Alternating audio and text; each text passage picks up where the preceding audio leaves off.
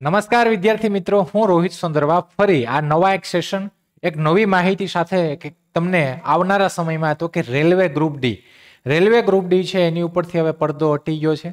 આખરે તો કે ભાઈ ભારતની એક ચર્ચિત ભરતી જેમાં 32,000 ઉપર જગ્યાઓ, આપણા ઝોનમાં વાત કરીએ તો કે 4,000 પ્લસ જગ્યાઓ, આની ઉપર તો કે ફાઇનલ ડિસિઝન આવી ગયું. એક્ઝામ છે તો કે 27 તારીખે એક્ઝામ ચાલુ થાય છે અને 16 જાન્યુઆરી સુધી ચાલશે. તમારા જે સિટી ઇન્ટિમેશન છે કે તમારી એક્ઝામ ક્યારે હશે એની લિંક એક્ટિવેટ થઈ ગઈ છે. આ લિંકમાં તમે રજિસ્ટ્રેશન નંબર, તમારી ડેટ ઓફ બર્થ નાખો એટલે જો આજથી 10 દિવસ પછી તમારી એક્ઝામ હોય ને તો એ તમને એમાં દેખાય. જો એમાં ના દેખાય તો કંઈ ગભરાવાની જરૂર નથી, તમારી 10 દિવસ પછી હશે. એટલે એ તમારે ડેલી બેઝ ઉપર ચેક કરવું પડે. ચેક ના કરવું હોય તો પણ ચાલે, કેમ કે એ લોકો મેસેજ અને મેલ પણ કરે છે, પણ આપણે કરતું રહેવાનું. ઠીક છે, બંને વેરીફાઈડ. તો તમારી એક્ઝામ, એનો મતલબ 27 નવેમ્બરથી 16 જાન્યુઆરીની વચ્ચે ક્યાંક ને ક્યાંક આવવાની છે. તો એનો મતલબ હવે જે લોકોની 27 તારીખે છે, 28 તારીખે છે, તો એ લોકો પાસે અંતિમ 7 દિવસ રહ્યા છે. તો કે હવે 7 દિવસની સ્ટ્રેટેજી કેવી હોવી જોઈએ? જો હવે આમાં મેઇન વસ્તુ એવી થશે કે ભાઈ રહ્યા છે 7 દિવસ 27 વાળા પાસે, પણ જે લોકો પાછળ છે એ લોકોને થોડો બેનિફિટ થશે. તો તમારા માટે પણ ઉપયોગી છે કે ભાઈ તમારે હવે આવનારા દિવસોમાં શું કરવું જોઈએ. તો એના માટે જ આ સેશન લઈને આવ્યો છું. વાત કરીએ તો કે હવે આ 7 દિવસ છે તમારા કેમ મહત્વના છે, કે આ આવનારા દિવસો છે કેમ મહત્વના છે. છેલ્લા 10-11 મહિનાથી આપણે તૈયારી કરીએ છીએ, પણ હવે આ આવનારા જેટલા પણ દિવસો છે તમારા માટે મહત્વના કેમ છે. પણ ઘણા લોકો પાસે તો 7 દિવસ જ છે, તો પણ 7 દિવસ છે એ 7 દિવસ પણ આપણે લડી લેવાનું છે. ઠીક છે, તો વાત કરીએ તો કે ભાઈ પહેલા પરીક્ષાનું માળખાની વાત કરીએ. આપણે ખબર છે 100 માર્કનું પેપર છે, 90 મિનિટ છે, ઓનલાઈન એક્ઝામ છે, જેમાં તો કે ગણિત રીઝનિંગનો સારો પોર્શન છે, જનરલ સાયન્સ છે અહીંયા, અને અહીંયા જીકે અને કરંટ અફેર આવશે, જેમાં સ્ટેટિક આવશે અને કરંટ આવશે. હવે આ 7 દિવસ છે ને, 7 દિવસ તમારે કંઈ નવું કરવા ના બેઠાય. અત્યારે જે વસ્તુ કરી છે એ વસ્તુ ઉપર જ ફોકસ કરાય. હવે અત્યારે આ સમયમાં કંઈ નવી વસ્તુ કંઈ ટ્રાય ના કરાય, બાકી અઘરું પડી જાય. બીજું તો કે હવે તમારું ફોકસ ક્યાં હોવું જોઈએ? તો કે હવે નબળા નહીં, પરંતુ સૌથી વધુ પૂછાતા ટોપિક્સ પર ધ્યાન આપો. હવે આ તમને કઈ રીતના ખબર પડશે? તો કે હમણાં રિસન્ટલી રેલવેની બધી એક્ઝામો લેવાની છે, NTPC 12 ગ્રેજ્યુએટ વાળી બધી એક્ઝામો લેવાની. ક્યાં કયા ટોપિક્સ આવ્યા છે, ખાસ કરીને 12 પાસ વાળી જે ભરતીનું પેપર લેવાનું, એનો તમે થોડો રેફરન્સ લો, કેમ કે એના બેઝ ઉપર એનાથી સરળ લેવલ આવશે તો એના જેવા જ પ્રશ્નો આવશે. તો એક એ વસ્તુ કે કયા ટોપિક્સના પ્રશ્નો વધારે પૂછે છે. સાથે તો કે આત્મવિશ્વાસ, આ તો ઇમ્પોર્ટન્ટ છે. તો કે છેલ્લી ઘડીનું રિવિઝન તમારો આત્મવિશ્વાસ છે. હવે જે આવનારા દિવસો છે એ તમે રિવિઝન કરો. લેટેસ્ટ કહેવાય ને કે જે વાંચ્યું હોય, જે કર્યું હોય એ વધારે યાદ પણ રહે. તો હવે આ તમારો આત્મવિશ્વાસ છે. અને બીજું કે ભૂલો સુધારો. તો કે હવે તમારે આ જે આવનારા દિવસો છે એમાં તમારે મેક્સિમમ થોડી સ્પીડ ટેસ્ટ, એટલે કે તમે મોક ટેસ્ટ આપો, જેથી તમારી આ ગયા સમયની જે તૈયારી છે એ તમને ખબર પડશે, ને એમાં તમે જે ભૂલો કરો એને સુધારવાની છે. એટલે એટલીસ્ટ તમે એ સુધારશો તો તમે જ્યારે ઓનલાઈન એક્ઝામ દેવા જશો ત્યાં તમારી આ ભૂલ નહીં થાય. આગળ તો કે પેલા સબ્જેક્ટ વાઇઝ વાત કરીએ તો કે અહીંયા જનરલ નોલેજ છે તમારું. જનરલ નોલેજ સાથે તો કે આમાં તમારું કરંટ અફેર છે. આ શું છે? તો કે આ સ્કોર બુસ્ટિંગ ટોપિક છે. કેમ કે જનરલ નોલેજ વસ્તુ એવી છે કે તમે વાંચશો, તમને જવાબ આવડતો હશે. જનરલ સાયન્સ એવો છે, તમને વાંચશો, જવાબ આવડતો હશે તો તમે ડાયરેક્ટ ટીક કરશો, એમાં તમારે કંઈ ગણતરી તો નથી કરવાની. તો અહીંયા 45 માર્ક જેવું તમારું જનરલ સાયન્સ, જનરલ અવેરનેસ અને સ્ટેટિક જીકે આ બધું મિક્સઅપ છે. હવે આ વાત કરીએ તો કે હવે પહેલા કરંટ અફેર્સ અહીંયા ઓનલાઈન પેપર તમારું લેવાનું છે. ઓનલાઈન પેપર તમારું થશે એટલે એનો મતલબ કરંટ તમારું 5 દિવસ પહેલાનું પણ હોય અને 10 દિવસ પહેલાનું હોય. એટલે તમારે છેલ્લા 6 મહિનાનું કરંટ અફેર છે એ તો ખાસ કરવાનું છે. એવું બની શકે કે 6 મહિનાથી વધારે ટાઈમનું હોય, 1 વર્ષનું પૂછ્યું હતું NTPCમાં, તો 6 મહિનાનું તો પરફેક્ટ કરવાનું છે. એમાં ખાસ કરીને કે અહીંયા 3 મહિના તો એકદમ પરફેક્ટ કરી લેવાનું છે. ઠીક છે, 3 મહિનાનું. બાકીના 3 મહિનાનું થોડું મીડિયમ, એટલે એકદમ આ તમારે એકદમ હાઈ લેવલનું કરંટ અફેર 3 મહિનાનું પરફેક્ટ ડીપમાં કરી લેવાનું. એના 3 મહિના છે થોડું મીડિયમ, અને બાકીના 6 મહિના એટલે કે ટોટલ વર્ષ સુધીનું તમારે આમ જોઈએ તો તમારે નજર ફેરવી લેવાની. આ રીતના કરવાનું. સાથે તો કે એમાં એવોર્ડ્સ છે, એવોર્ડ્સ અહીંયા પૂછાય છે. સ્પોર્ટ્સને લગતા પ્રશ્નો છે, સરકારી યોજનાઓ કઈ આવી છે, આવા જે મેન ટોપિક છે એ ખાસ જોવાના છે. સાથે તો કે અહીંયા જનરલ સાયન્સ, તમારો વિજ્ઞાન છે એ પણ ઇમ્પોર્ટન્ટ છે. તો એમાં ભૌતિક વિજ્ઞાન, જેમાં એકમો અને એના માપન, સાથે પ્રકાશ, ધ્વનિ, આ ટોપિક્સ કરી લો. રસાયણ વિજ્ઞાન તો કે એમાં રાસાયણિક સૂત્રો છે, એસિડ બેઝ છે, એના જે બધી કોન્સેપ્ટ છે, એના પ્રશ્નો કેવા પૂછાયેલા છે. PYQ પ્રીવિયસ યરના ક્વેશ્ચન અહીંયા જોઈ લો કે ભાઈ PYQ પ્રીવિયસ યરમાં આ લોકોએ આ સાયન્સમાં કેવા પ્રશ્નો પૂછ્યા હતા. તો એ જોઈ લો, કેમ કે જનરલ સાયન્સ હવે એનટીપીસીમાં એટલું બધું આવતું નથી, એટલે તમે એ જોઈ લો. સાથે તો કે જીવ વિજ્ઞાન, જેમાં રોગો, માનવ શરીરતંત્ર, વિટામિન્સ, આ બધું એકદમ પરફેક્ટ કરી લો. કયા વિટામિન્સમાંથી શું મળે, કઈ ઉણપથી કયો રોગ થાય, આ બધી વસ્તુ કરી લો. સાથે તો કે સ્ટેટિકમાં આવીએ. સ્ટેટિકમાં ઇતિહાસ અને સંસ્કૃતિ, કે કલ્ચર અને તમારી હિસ્ટ્રી. હિસ્ટ્રીમાં સિંધુ ખીણ છે, મુગલ સલ્તનત, દિલ્હી કાળ, આ બધામાંથી ક્યાંય ને ક્યાંય આપણું આઝાદ ભારતની જે ચળવળ છે એમાંથી પણ ઘણા બધા પ્રશ્નો આવે છે. તો એ બધું પરફેક્ટ કરી લો, કેમ કે ત્યાંથી પ્રશ્ન આવશે ને આવશે. પેટર્ન સમજો. ભારતીય સ્વતંત્રતા સંગ્રામની મુખ્ય બનાવ, તો કે આનાથી મેં કીધું એમ કે ત્યાંથી પ્રશ્ન આવે જ છે. ભૂગોળમાં તો કે ભારતીય નદીઓ, પર્વતો અને બંધો. સાથે સાથે તો કે હમણાં રામસર સાઇટ છે એ કરો, જીઆઈ ટેગ છે એ કરો. તમે કંઈ નવું બીજી કંઈ એક આપણે શું કહેવાય ઇન્ડેક્સ ખાસ કરી લેજો, ત્યાંથી પણ પ્રશ્ન આવશે. ઠીક છે, તો આ બધી ઇમ્પોર્ટન્ટ છે. ગણિતમાં તો કે ગણિતમાં પ્રેક્ટિસ અને સ્પીડ વધારવી પડશે, કેમ કે ગણિતમાં તો શું તમે અત્યાર સુધી પ્રેક્ટિકલી તમે કર્યા હોય, જે ચેપ્ટરના પ્રશ્ન પૂછાય ખાસ કરીને એમાં વાત કરીએ તો કે એક તો સંખ્યા પદ્ધતિ, સાથે ટકાવારી, એની સાથે સાથે નફો નુકસાન, સમય અને કાર્ય, એ નળ અને ટાંકી, સાથે ઝડપ, સમય અને અંતર, ટ્રેન સંબંધિત દાખલાઓ. તો આ બધા પ્રશ્નો એવા છે કે તમને દેખાશે અને આવશે જ. સાથે અહીંયા કહી દઉં તમને કે આ જે સ્ટેટિક જીકે છે અહીંયા, તો કે અહીંયા બની શકે કે કોમ્પ્યુટરના પ્રશ્નો પણ આ લોકો એડ કરી શકે. તો કોમ્પ્યુટરે થોડું બેઝિક જોઈ લેજો, શોર્ટકટ કી ને એવું જોઈ લેજો, બાકી કંઈ વધારે કંઈ છે નહીં. તો કોમ્પ્યુટરે આવી શકે. તો અહીંયા ફોર્મ્યુલામાં તો કે હવે આનો ફોર્મ્યુલા શું, તો કે બધા જ મુખ્ય ફોર્મ્યુલા એક જ પેર પર લખીને સવારે વાંચો.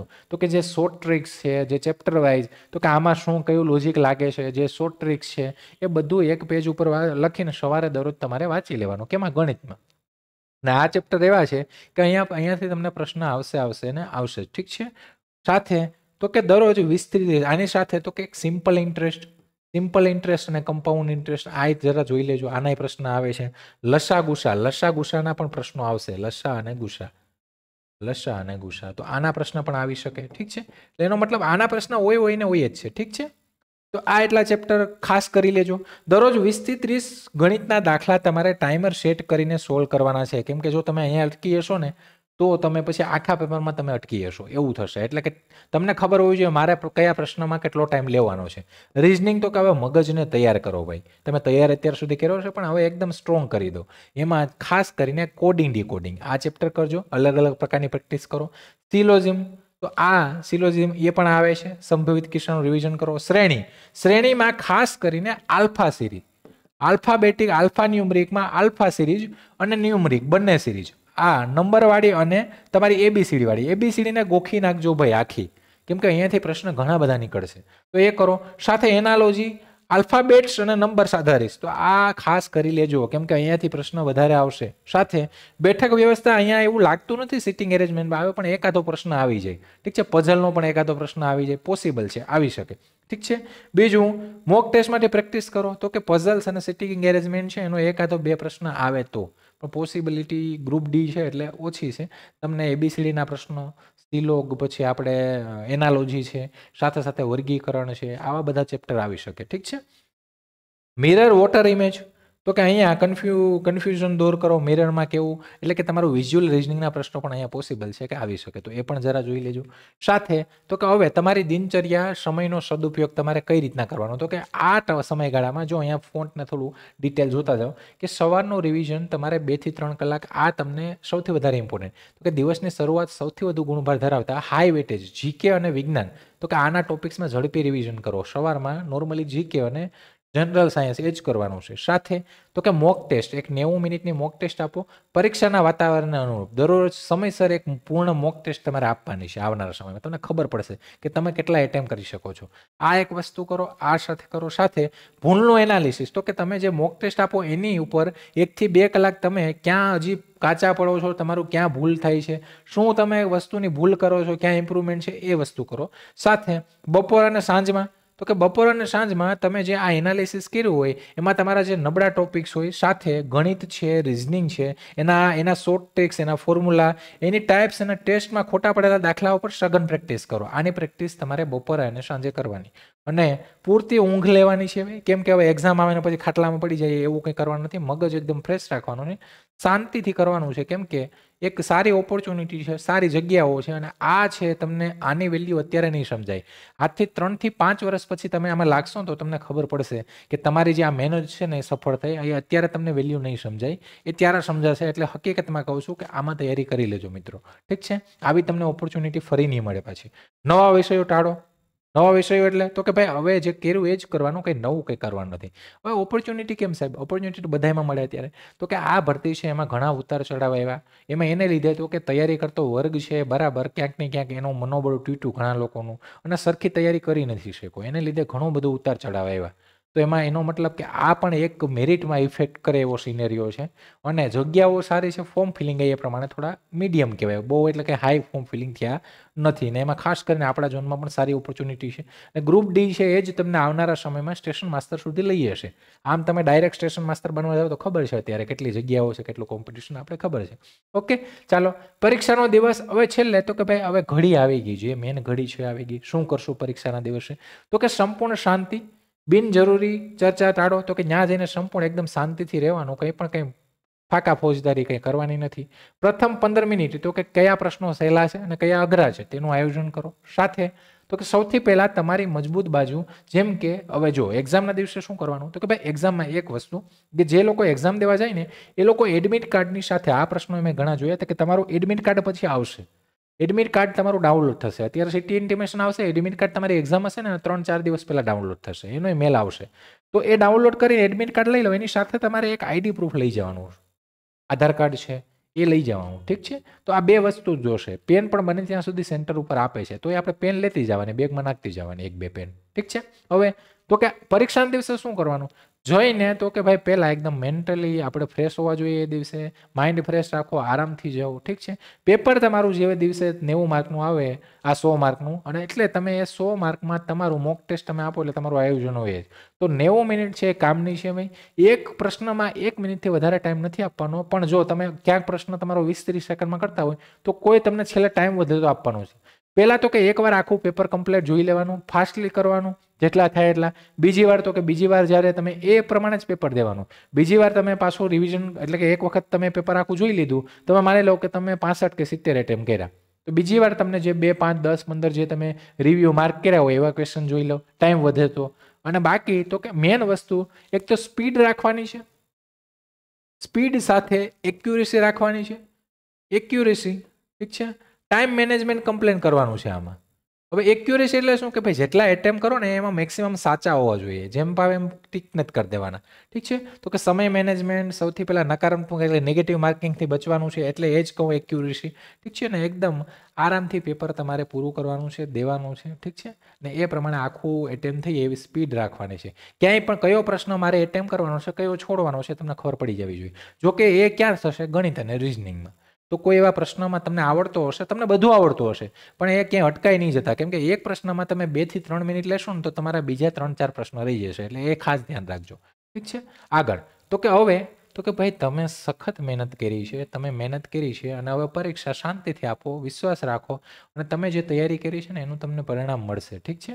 એટલે એના માટે તો કે ભાઈ જે પણ જેટલા પણ વિદ્યાર્થીઓ આ એક્ઝામ દેવાના છે, આપવા જવાના છે, એને બધાને મારા તરફથી હું ઓલ ધ બેસ્ટ કહું છું કે તમે આ ગ્રુપ ડીમાં સફળ થાવ, અને આ ગ્રુપ ડીમાં તમે એક તમારી પોસ્ટ સિક્યોર કરી લો, અને આવનારા સમયમાં તમે રેલવેમાં તો કે એઝ અ ઓફિસર સુધી તમે આગળ પ્રમોશન લઈને ક્યાં ના ક્યાં જાઓ એવી મારી તમને બધાને શુભકામના છે. અને તમે સારું પરફોર્મન્સ તમે તૈયારી કરી, તમારા ઉપર વિશ્વાસ રાખો.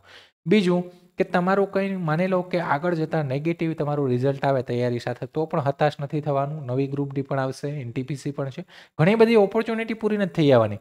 એટલે મિત્રો કંઈ તમે તમારું કંઈ ગમે એવું પરિણામ આવે, આપણે હતાશ નથી થવાનું. મહેનત કરી છે તો અત્યારે વિશ્વાસ રાખો, અત્યારે જે આગળ થશે જોયું જશે, અને થઈ જશે સિલેક્શન, ઠીક છે. તો પરીક્ષા આપવાનો સમય છે, તમે કરી શકો છો, ઠીક છે. એટલે કે હું કરી શકું છું એ આપણે મેન્ટાલિટી સાથે જવાનું છે, અને થઈ જશે. ના થાય તો પણ હતાશ થવાની જરૂર નથી. નવી ગ્રુપ ડીની પોસિબિલિટી છે, અને મીન્સ આપણે લાગ્યું રહેવાનું છે. આપણો ટાર્ગેટ એવો જોઈએ કે મારી પાસે સરકારી નોકરી જ્યાં સુધી ના મળે ત્યાં સુધી મારે શાંતિ લેવાની નથી, ઠીક છે. આ વસ્તુ હોવી જોઈએ. ઓકે, ચાલો. અને જે લોકોને તૈયારી કરવી છે હજી પણ, તો કે ભાઈ જે લોકો પાછળ જેની એક્ઝામ છે એ લોકો પાસે હજી ઓપોર્ચ્યુનિટી છે કે તમારે કંઈક વસ્તુ કરવી હોય, હજી પણ થોડી તૈયારી કરવી હોય, તો કે એવું નથી 27 27 તારીખ હવે 7 દિવસમાં સાહેબ શું કરી લેવાના? પણ 7 દિવસ નથી. જે લોકોને 16 તારીખે એક્ઝામ છે એ આવશે. હજી તમારું કોઈ નક્કી નથી થયું ક્યારે છે. એ જો કે આ એક વસ્તુ પેલી છે, સિટી ઇન્ટિમેશન બધાને આપી જ દેવું જોઈએ એકસાથે. પણ હવે આ લોકો શું કરે છે થોડુંક એ પેલું છે વિચારવા જેવું. તો જેને જોઈન થવું હોય તો આ ₹299 એકદમ નજીવી કિંમતમાં મળે છે ગ્રુપ ડી. સાથે તમારે એનટીપીસીની તૈયારી કરવી હોય તો આ 699માં એ રેકોર્ડેડ બેન્ચ. અને તમને જો ફ્રેશ એકદમ કન્ટેન્ટ જોતું હોય કે લાઈવ બેન્ચ જોતી હોય અને એ પણ એનટીપીસીની, જે તમને આવનારા સમયમાં ઉપયોગી આવે, તો એ ₹1999 તમને મળશે. આની વેલિડિટી CBT2 સુધી રહેશે એનટીપીસીની. તો આ બેન્ચ છે, ઠીક છે. તો મિત્રો તૈયારીમાં લાગી જજો અને તૈયારી કરતા રહેજો. મેં લાગી જાવ એવું તમે ક્યારનું કીધેલું છે કે ભાઈ તૈયારી કરતા જ રહેજો. તો બધાને all the best of luck. તમારું આવનારું જે આ પેપર છે, આ એક્ઝામ છે, સારી ને સરળ તૈયારી કરવી હોય, કંઈ પણ તમારે માહિતી હોય, કંઈ પણ મૂંઝવણ હોય તો હેલ્પલાઇન નંબર અમારો છે જ, ઠીક છે. ચાલો ફરી તો આવા નવા સેશન સાથે મળશું. ત્યાં સુધી રજા લઉં છું. જય હિન્દ, જય ભારત.